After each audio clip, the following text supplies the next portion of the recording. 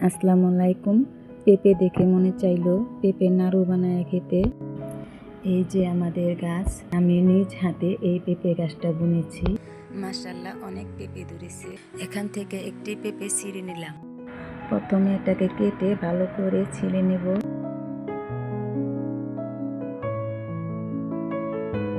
তারপরে এটাকে ভালোভাবে ধুয়ে নেব।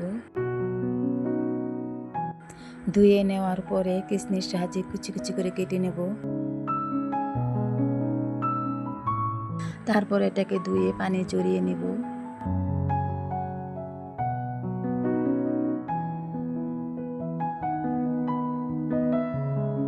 পানি ঝরানোর পরে দেখেন কত সুন্দর লাগছে।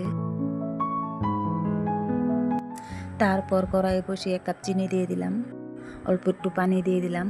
ভালো করে নেড়ে চেড়ে চিনিটাকে গলিয়ে নেব। অল্প একটু লবণ দিয়ে দিলাম মিষ্টির স্বাদটা বাড়ানোর জন্য। তারপরে দারচিনি এলাচ দিয়ে দিলাম যাতে পেঁপের গন্ধটা না আসে।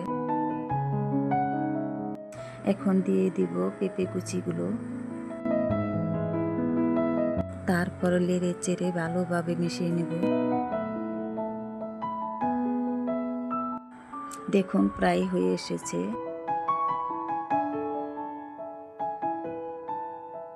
দেখুন কালারটা কি সুন্দর হয়ে এসেছে।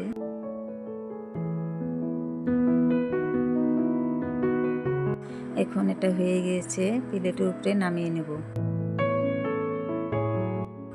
তারপর গোল গোল করে লাড়ুগুলো বানিয়ে নেব। দেখুন লাড়ুগুলো কত সুন্দর হয়েছে।